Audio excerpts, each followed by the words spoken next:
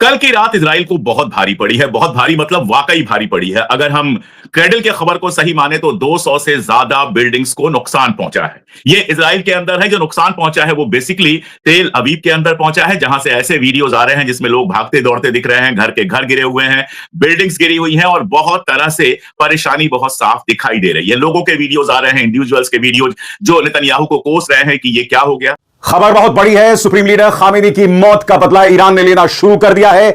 Iran ने तो दावा किया है कि उसने कम से कम 200 अमेरिकी सैनिकों को मार दिया है, मगर अमेरिका के सेंटकॉम ने इस बात को स्वीकार किया है कि उसके 3 सैनिक मारे गए हैं और कम से कम 5 गंभीर रूप से घायल हैं, जिनका बचना नामुमकिन है।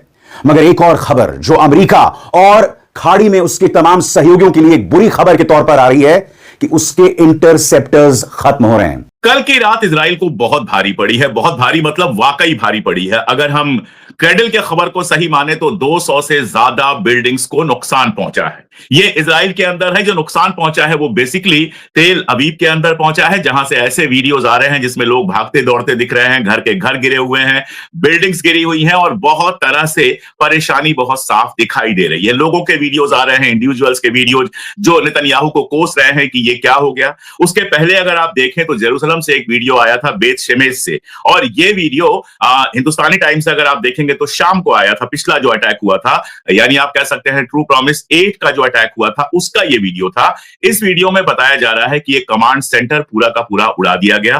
बताया यह जा रहा है कि इसमें कम से कम 10 लोग मारे गए हैं। इसके अलावा दर्जनों लोग अभी भी खंडहर के नीचे दबे हुए हैं, जो मलबा है उसके नीचे दबे हुए हैं। आज जो सीन्स दिखाई दे रहे हैं उनको देखकर, आज जो सीन खास तौर पर दिखाई दे रहे हैं इजराइल के अंदर, तेल अवीव के अंदर, उनको देखकर शायद गजा की याद लोगों को आ जाए। गजा में हमने ऐसे ही सीन देखे थे कि घर टूटे पड़े थे, जमीन पर खंडहर बिखरे हुए थे, लोग सड़कों पर भाग रहे थे, लोग परेशान थे। वो सारे के सारे सीन तेल अवीव में आज दिखाई दिए। दरअसल मजेदार बात आपको बताता हूं, ट्रंप का एक बयान आया और ये शाम को लगभग बयान आया। कई सारे अमेरिकी अखबारों में यह बयान आना शुरू हुआ। अटलांटिक को उसने बयान दिया था, उसके बाद सारे अखबारों ने इसको लेकर बयान को चलाना शुरू किया। बयान क्या है कि जो ईरान के नए नेता है, नई लीडरशिप है, वो बात करना चाहती है और मैं बात करने को तैयार हूं। मजेदार बात इससे भी ज्यादा यह है कि ईरान के किसी लीडर ने, ना तो अली लारिजानी ने और ना ही अराक्ची ने या फिर पजेश्कियन ने, किसी भी लीडर ने इस पर कोई पॉजिटिव रिस्पांस नहीं दिया। सबके जो बयानात हैं वो यही कह रहे हैं कि जंग हमने शुरू नहीं की थी, जंग आपने शुरू की थी, लड़ाई हमने नहीं शुरू की थी। हम तो बैठे हुए थे, बात कर रहे थे और मामला बिल्कुल पहुंच रहा था वहां पर जहां समझौता होना था। लेकिन समझौते की टेबल को आपने ब्लास्ट कर दिया। जब समझौता चल रहा था तभी आपने हमला किया, और सिर्फ हमला नहीं किया बल्कि हमारे सर्वोच्च नेता को, हमारे रहबर को, हमारे लीडर को, आयतुल्लाह खामनेई को आपने शहीद कर दिया। और उसके बाद समझौते का तो फिलहाल कोई सवाल ही नहीं। लेकिन इसके पीछे की कहानी आप समझिए। इसके पीछे की कहानी वाईटी न्यूज, जो इजराइल का बहुत जाना माना अखबार है, चैनल 13 भी कहते हैं उसको, और इजराइल के बारे में खबर आपको अगर जाननी है तो जो चंद अखबार हैं उनमें से एक वाईटी न्यूज भी है। वहां एक आर्टिकल छपा है, ओपिनियन आर्टिकल छपा है। यह आर्टिकल क्या बताता है? यह आर्टिकल यह बताता है कि नेतन्याहू ने और इजराइल ने ट्रंप को इस बात पर राजी किया कि हमारे पास इंटेलिजेंस है, और इंटेलिजेंस होने के चलते आयतुल्लाह खामनेई साहब की हम तुरंत हत्या करवा देंगे, और उसके बाद जो पूरी की पूरी लीडरशिप है वो तितर बितर हो जाएगी। लीडरशिप तितर बितर होगी, उसके तुरंत बाद जनता सड़क पे आ जाएगी, लाखों लोग सड़क पे आ जाएंगे जो सरकार बदलना चाहते हैं। और लोग जब सरकार बदलना चाहेंगे तो अपनी किसी कठपुतली को वहां बिठा देंगे, जैसे जोलानी यानी अल शरा को सीरिया में बिठा दिया है, और वो आपसे समझौता कर लेगा, हमसे समझौता कर लेगा। हम इजराइल से जहाज भेजकर सारे हथियार उनके खत्म कर देंगे, उनका एयर डिफेंस सिस्टम खत्म कर देंगे, नेवी पर कब्जा कर लेंगे, तेल पर कब्जा कर लेंगे, सब कुछ हो जाएगा। यानी ट्रंप को यह पट्टी पढ़ाई गई थी कि 2-4 दिन का मामला है, 2-4 दिन के अंदर अंदर ये लड़ाई खत्म हो जाएगी, ज्यादा पैसा भी खर्च नहीं होगा, ज्यादा परेशानी भी नहीं होगी, और आपके सैनिक भी नहीं मारे जाएंगे। ये ट्रंप को बताया गया था। अब हुआ क्या? ठीक है, आयतुल्लाह अली खामनेई साहब शहीद हो गए, ये तो ठीक बात है, हम जानते हैं। लेकिन उसके तुरंत बाद जनता सड़क पर आई, और हजारों नहीं लाखों की जनता सड़क पर आई। अगर पूरे ईरान को जोड़ दे तो शायद करोड़ों की जनता सड़क पर आई, और अगर उसमें हिंदुस्तान, पाकिस्तान, बहरीन और दुनिया भर में जो लोग सड़क पर आ रहे हैं, अगर उनको जोड़ दे तो संख्या शायद और थोड़ी ज्यादा हो जाएगी। लेकिन ये जनता आयतुल्लाह अली खामनेई के खिलाफ सड़क पर नहीं आई, ये जनता ईरान की सत्ता के खिलाफ सड़क पर नहीं आई। ईरान की जनता उतरी सड़क पर, और जब उतरी तो अपने रहबर के लिए मातम करने आई। जब उतरी सड़क पर तो उसने अपनी सरकार का समर्थन किया। तो पहला पासा तो यही पलट गया कि आज 2-3 दिन होने को हैं, एक आदमी भी ईरान में आकर बाहर ईरानी सत्ता का विरोध नहीं कर रहा है। अपने घर में बैठकर कुछ लोग वीडियो बना रहे हैं, या अमेरिका में, ब्रिटेन में जो ईरानी बहुत पहले चले गए हैं उनमें से कुछ लोग कर रहे हैं एहतजाज वगैरह, वो समझ में आता है। लेकिन ईरान के अंदर जहां तक मामला है, चाहे कुम का मामला हो, चाहे तेहरान का मामला हो, चाहे इस्फहान का मामला हो, किसी भी इलाके में जहां भी लोग उतरे हैं सत्ता के समर्थन में उतरे हैं, और ऐसा लगता है कि शहीद होकर और ज्यादा मजबूत कर दिया है अपने मुल्क को खामनेई साहब ने। कल एक बयान में पढ़ रहा था, और उस बयान में ईरान से ही वो बयान था, उस बयान में कहा यह बजा रहा था कि ऐसा लगता है कि आयतुल्लाह खामनेई ने खुद शहीद होना चुना।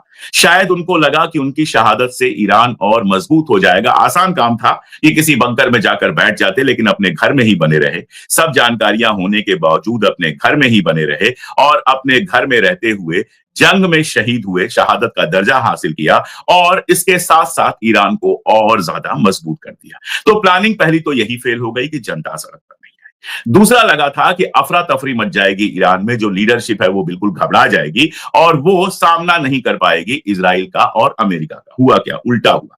8:30 बजे 9 बजे के आसपास वो बम गिरा है जिसमें खामनेई साहब शहीद हुए हैं, और 1 घंटे के अंदर ईरान की सेना ने जबरदस्त तरीके से जवाब देना शुरू किया है। और उसके बाद ईरान की मिसाइलें लगातार बरस रही हैं, ना केवल इजराइल पर बल्कि ईरान के सैन्य ठिकानों पर भी लगातार बरस रही हैं। कल जिस तरह से मिसाइलें बरसी हैं इजराइल के अंदर, कहीं भी मिसाइल गिरे, किसी का भी घर टूटे, अच्छा नहीं लगता है। लेकिन इजराइल ने जितना जुल्म किया है फलस्तीनियों पर, जिस तरह से ईरान में हमला किया, कहां कहां हमला किया, स्कूल पर हमला किया, लड़कियों के 2 प्राइमरी स्कूलों पर हमला किया, 150 के आसपास मासूम लड़कियां मारी गई, हॉस्पिटल्स पर हमला किया। कल जिस हॉस्पिटल पर हमला किया उस हिंदुस्तानियों के लिए वो खास है, उसका नाम था गांधी हॉस्पिटल। आप सोचिए, हॉस्पिटल पे हमला कर रहे हैं, स्कूलों पे हमला कर रहे हैं, मिलिट्री वाली जगहों पे कर रहे हैं हमला, लेकिन स्कूलों पर या हॉस्पिटल्स पर या इस तरह की जगहों पर भी लगातार वो हमले कर रहे हैं। तो जब इतनी क्रूरता उनके अंदर भरी है, इतनी आप कह सकते हैं वहशियत भरी है कि इंसानी जान की कोई कीमत ही नहीं है, तो जब बदला होगा तो बदले में भी उनको कुछ जानें चुकानी पड़ेगी। तो चाहे वो बेत शेमेश हो, जहां की बात मैंने बताई कि वहां एक पूरा इलाका उड़ा दिया गया। ईरान का दावा है कि वहां इनका इंटेलिजेंस बेस था, ये कह रहे हैं रेजिडेंशियल इलाका है। अब जो भी हो सकता है, ईरान भी सही हो सकता है, इजराइल भी सही हो सकता है, लेकिन ये है कि पूरा का पूरा उड़ा दिया गया। और कब उड़ाया गया? तब उड़ाया गया जब सारे जितने एयर डिफेंस सिस्टम अमेरिका ने थार्ड लगाया हुआ है, इनका आयरन डोम है और जाने जाने क्या है, वो सब के सब एक्टिव थे। उन सबको चकमा देते हुए ईरानी मिसाइलें जमीन पर पहुंची, जेरूशलम में पहुंची, बेत शमेश का मैंने नाम लिया, वहां पहुंची, हाइफा में लगातार पहुंच रही हैं, तेल अवीव जो इनकी राजधानी है उसके अंदर पहुंच रही हैं और भारी तबाही मचाई हुई। तो ट्रंप साहब का जो मैं प्लान बता रहा था, तो ये तो पहले ही फेल हो गया। जिस तरह से ईरान ने लगातार हमला करना शुरू किया इनके बेसिस पे, बेसिस की हालत क्या है? दुबई में लगातार हमले हुए हैं। दुबई में बताया जा रहा है जो बुर्ज अल अरब में हमला हुआ है, कान न्यूज जो है, इजराइल का कान न्यूज, उसका कहना है कि जिस होटल में हमला हुआ उस होटल में इजराइल के लोग ठहरे हुए थे, और ईरान का दावा है कि इजराइल के जो लोग थे वो मोसाद से जुड़े हुए थे और मोसाद का हेडक्वार्टर वहां पर बनाया हुआ था, वहां से मोसाद ऑपरेट कर रहा था। देखिए, दुबई पर हमला हो रहा है, मैं एक हिंदुस्तानी हूं, दुबई में बहुत सारे हिंदुस्तानी लोग भरे हुए हैं, मेरे अपने हैं, मेरे परिवार के लोग हैं, तो दर्द तो होता है, दुख भी होता है यहां से। लेकिन एक बात यह भी सच है कि इजराइल के अगर सबसे करीबी कोई अरब मुल्क है तो वो यूएई है। यूएई इजराइल के 24 घंटे साथ रहा है, और यूएई के अंदर पहले भी आप जानते हैं हमास के लीडर्स की हत्या हुई है, और यूएई हर तरह से इजराइल को सहयोग करता है। ईरान के पास इंटेलिजेंस है, इसलिए वो लगातार यूएई के अमेरिकी ठिकानों पर हमला कर रहा है। इंटरसेप्टर मिसाइल्स कई बार गिर जा रही हैं, तो रेजिडेंशियल इलाकों में भी थोड़ा बहुत नुकसान हो रहा है, लेकिन बेसिकली जो हमले हैं वो अमेरिका के इलाकों पर ही हो रहे हैं। तो दुबई में लगातार हमला हो रहा है। बहरीन में क्राउन प्लाजा होटल में हमला हुआ है। ये क्राउन प्लाजा में क्यों हमला हुआ है? क्योंकि लड़ाई शुरू होते ही जो इनका बेस था, उस बेस से सैनिकों को उठाकर क्राउन प्लाजा होटल में रख दिया गया ताकि वो वहां पर सुरक्षित रहे। तो क्राउन प्लाजा होटल में ईरान ने हमला किया है, वहां सैनिक मारे गए। खबर बहुत बड़ी है। सुप्रीम लीडर खामेनी की मौत का बदला ईरान ने लेना शुरू कर दिया है। ईरान ने तो दावा किया है कि उसने कम से कम 200 अमेरिकी सैनिकों को मार दिया है, मगर अमेरिका के सेंटकॉम ने इस बात को स्वीकार किया है कि उसके 3 सैनिक मारे गए हैं और कम से कम 5 गंभीर रूप से घायल हैं, जिनका बचना नामुमकिन है। मगर एक और खबर जो अमेरिका और खाड़ी में उसके तमाम सहयोगियों के लिए एक बुरी खबर के तौर पर आ रही है कि उसके इंटरसेप्टर्स खत्म हो रहे हैं। क्या है इंटरसेप्टर्स? आपको समझना पड़ेगा दोस्तों कि इस वक्त ईरान के पास हजारों मिसाइलों का जखीरा है। समानांतर तौर पर चीन इनडायरेक्टली उसकी मदद कर रहा है और उन मिसाइलों से बचने के लिए अमेरिका और खाड़ी देश में उसके सहयोगियों को जरूरत है इंटरसेप्टर्स की, ब्लॉकर्स की, यानी कि मिसाइल आए और उससे बचा जा सके। हर गुजरते लम्हे के साथ वो मिसाइल इंटरसेप्टर्स खत्म हो रहे हैं। खबरें यह भी आ रही हैं कि डोनाल्ड ट्रंप युद्ध विराम चाहते हैं, क्योंकि डोनाल्ड ट्रंप ने नहीं समझा था या उन्हें इस बात का आभास नहीं था कि ईरान घुटने नहीं टेकेगा। उसे लग रहा था कि खामेनी की मौत के बाद ईरान कमजोर पड़ जाएगा, मगर जैसा कि मैं इस कार्यक्रम में आपको बतलाने वाला हूं, ईरान हर गुजरते लम्हे के साथ उग्र होता जा रहा है, क्योंकि उसके लिए यह अस्तित्व की लड़ाई है। हो सकता है कि आखिरकार ईरान को इन बड़ी ताकतों के सामने हार का सामना करना पड़े, मगर वो घुटने नहीं टेकने वाला है। उसने कहीं ना कहीं शहादत की राह थाम ली है और वो पीछे नहीं हट रहा है। मगर आपको समझना पड़ेगा कि इस वक्त क्या खबरें आ रही। दोस्तों गौर फरमाएं, क्योंकि युद्ध चल रहा है। इस वक्त कई किस्म की फेक न्यूज जो है वो चल रही हैं। आर्टिफिशियल इंटेलिजेंस के जरिए कई एजेंसीज गलत जानकारी पेश कर रहे हैं, गलत वीडियोस पेश कर रहे हैं। लिहाजा आपको मेरी चुनौती और मेरी जिम्मेदारी समझनी पड़ेगी, क्योंकि मेरी जिम्मेदारी है आप तक सच्ची खबर लाना। जो खबरें मैं आप तक पेश कर रहा हूं वो सही खबरें हैं, फैक्ट बेस्ड हैं, और एक एक करके मैं आपको बतला रहा हूं कि इस लड़ाई में किस तरह की मुश्किलात पेश आ रही हैं। सबसे पहले इस खबर पर गौर कीजिए। CNN की खबर है, Trump says US casualties could happen again as Israel and Iran launch new strikes. यानी कि डोनाल्ड ट्रंप कह रहे हैं कि अभी हमें और नुकसान झेलना पड़ सकता है। 3 सैनिक मारे जा चुके हैं, 5 गंभीर रूप से घायल हैं। ईरान कह रहा है कि हमने 200 सैनिक मार दिए हैं। इस वक्त की बड़ी ब्रेकिंग न्यूज क्या है जो तमाम जगहों से सामने आ रही है आपके स्क्रीन पर?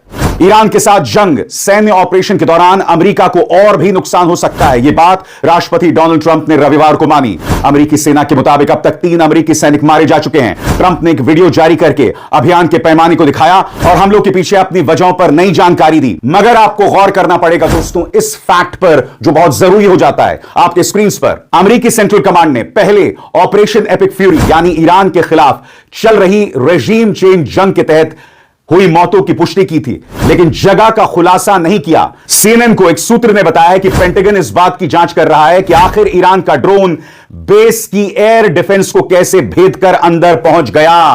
क्या कहा कुछ देर पहले मैंने आपको? अमेरिका और उसके सहयोगियों के इंटरसेप्टर्स खत्म हो रहे हैं। अब सेंटकॉम ने इस बात के जांच के आदेश दे दिए कि एक ईरानी मिसाइल आखिर उसके बेस में कैसे पहुंचा। आगे अनिश्चित भविष्य। शनिवार को अमेरिका इस्राएल के संयुक्त हमले में सुप्रीम लीडर अली खामेनी के मारे जाने के बाद ईरान एक बड़े ऐतिहासिक मोड़ से गुजर रहा है। तेहरान ने एक ट्रांजिशनल काउंसिल बना दी है और संकेत दिया है कि नया सुप्रीम लीडर जल्द चुना जाएगा। वैश्विक असर। इस हिंसा की लहर से तेल की सप्लाई प्रभावित हुई है और हवाई यात्रा भी बाधित हुई है। संघर्ष शुरू होने के बाद पहली ट्रेडिंग में रविवार को तेल की कीमतें तेजी से बढ़ी, जबकि शेयर बाजार के फ्यूचर्स में भारी गिरावट देखी गई। हमलों का नक्शा। इस्राएल ने तेहरान के दिल में हमला किया, जबकि ईरान ने अमेरिकी ठिकानों, इस्राएल और पूरे मध्य पूर्व में कई लक्ष्यों पर हमला किया है। एक एक करके खबरें दोस्तों आपकी स्क्रीन पर आ रही है, जिससे पता चल रहा है कि हर गुजरते लम्हे के साथ ईरान अपनी कार्रवाई को कैसे तेज कर रहा है। सबसे पहले आपकी स्क्रीन पर यह खबर, Iran revolutionary guard core announced that US aircraft carrier Abraham Lincoln was attacked by 4 ballistic missiles। सरल शब्दों में कहा जाए, आप जानते हैं ईरान की घेराबंदी करने के लिए USS एब्राहम लिंकन लगाया गया है और इस पर ईरान ने 4 बैलिस्टिक मिसाइल से हमला किया है। सबसे ज्यादा चिंता अमेरिका में कई बुद्धिजीवियों में दिखाई दे रही है ट्रंप को लेकर। सब कह रहे हैं कि ट्रंप ने एक युद्ध तो शुरू कर दिया, मगर अब गुजरते लम्हों के साथ हमारे सैनिकों की लाशें वापस आएंगी। ट्रंप को विकल्पों का नहीं पता। युद्ध शुरू कर दिया है, मगर आगे वो क्या करेंगे वो नहीं जानते हैं। गौर फरमाइए, जाने माने शिक्षाविद एडम कोक्रेन ने क्या कहा है आपके स्क्रीन पर। सबसे ज्यादा चिंता इस बात की है कि मौजूदा सरकार में हमें कभी पता नहीं चलेगा कि अमेरिका की तरफ से असली कहानी क्या है, ट्रंप की टीम खुल्लम खुल्ला बातों पर भी झूठ बोल देती है और भरोसेमंद पत्रकारों को तो डिफेंस डिपार्टमेंट की ब्रीफिंग तक पहुंच ही नहीं मिलती। इसलिए हमें अपने सैनिकों के बारे में सच जानने के लिए ओपन सोर्स इंटेलिजेंस और इंटरनेशनल मीडिया रिपोर्ट्स पर निर्भर रहना पड़ेगा।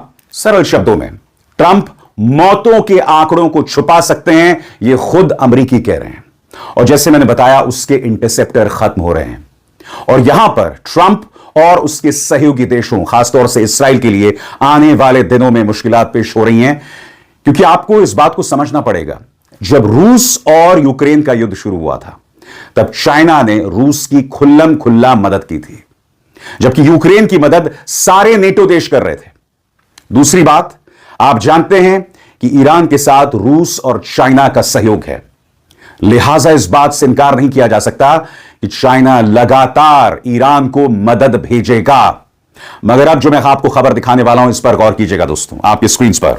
अमेरिका, इसराइल और खाड़ी के अरब देशों की ईरान के जवाबी हमलों को झेलने की क्षमता इस बात पर निर्भर करेगी कि उनके पास कितने मिसाइल इंटरसेप्टर बचे हैं। और पिछले साल इस्लामिक रिपब्लिक के साथ हुई भारी लड़ाई के बाद उनके स्टॉक के खतरनाक रूप से कम होने की पूरी संभावना है। मैं आपका ध्यान खींचना चाहूंगा ब्लूमबर्ग की इस खबर की तरफ, जो कहती है, do gulf allies have enough interceptors to defend their ports and cities? सरल शब्दों में, क्या आपको अपने बंदरगाहों और अपने शहरों की सुरक्षा के लिए मिसाइल इंटरसेप्टर हैं भारी तादाद में?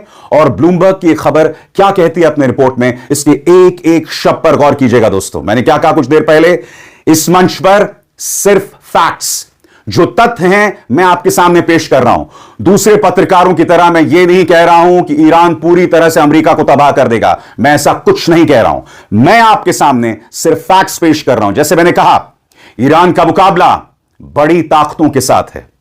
हो सकता है तमाम खाड़ी देश अमेरिका का साथ दें, और यहां पर भी उनका दोगलापन साफ तौर पर दिख रहा है, जिसकी चर्चा मैं आगे जाकर करूंगा। मगर सबसे पहले ब्लूमबर्ग की रिपोर्ट क्या कहती है, जो अमेरिका और इसराइल के लिए चिंताजनक खबर है। गौर फरमाइए। फारस की खाड़ी अब अमेरिका ईरान हमलों की फ्रंटलाइन बन गई है। ऐसे हथियारों से बचाव के लिए और भी ज्यादा इंटरसेप्टर मिसाइलों की जरूरत होती है। आमतौर पर सैन्य नियम यह कहते हैं कि हर आने वाले टारगेट पर 2 या 3 इंटरसेप्टर दागे जाते हैं, ताकि उसे गिराने की संभावना ज्यादा रहे। मामले से जुड़े एक शख्स के मुताबिक, अगर ईरान के मौजूदा हमलों की तीव्रता ऐसे ही जारी रही तो कुछ ही दिनों में इंटरसेप्टर मिसाइलों का स्टॉक खतरनाक रूप से कम हो सकता है। स्टिम्सन सेंटर की सीनियर फेलो केली ग्रीको ने कहा, मिसाइल इंटरसेप्टर बड़ी चिंता का विषय है, खासकर एंटी बैलिस्टिक इंटरसेप्टर। हम उन्हें जितनी तेजी से इस्तेमाल कर रहे हैं, उतनी तेजी से बना नहीं पा रहे हैं। शनिवार को पूरे इलाके में दर्जनों ईरानी मिसाइल इंटरसेप्ट की गई, लेकिन कम से कम कुछ अपने निशाने पर पहुंच गई। अगर ईरान के पास मिसाइलें ज्यादा हैं और टारगेट्स के पास इंटरसेप्टर कम, तो आगे चल के मुश्किलात पेश आएंगी। और जैसे मैंने आपको बताया, ट्रंप कह रहे हैं कि आगे मौतें बढ़ेंगी। और एक और खबर आई है दोस्तों, इसराइल ने युद्ध विराम को तोड़ते हुए लेबनान पर हमला शुरू कर दिया है, और अब हिजबुल्लाह ने इसका जवाब दिया है। इस खबर के मुताबिक खामेनी की मौत का बदला लेने के लिए हिजबुल्लाह ने इसराइल पर प्रहार करना शुरू कर दिया है। जी हाँ दोस्तों, आपने देख लिया भारतीय मीडिया का रिएक्शन। ईरान ने जवाबी वार में इसराइल को जो है ना परेशान करके रख दिया। दोस्तों आज के लिए इतने। मज़ीद अगर इस तरह की रिएक्शन वीडियो देखनी है तो हमारे चैनल क्रिकेट 4 को सब्सक्राइब कर लें। अगर वीडियो पसंद आई तो वीडियो को लाइक और दोस्तों के साथ शेयर ज़रूर कर लें। इंशाल्लाह मिलते हैं किसी और वीडियो में, तब तक के लिए अल्लाह नेगबान।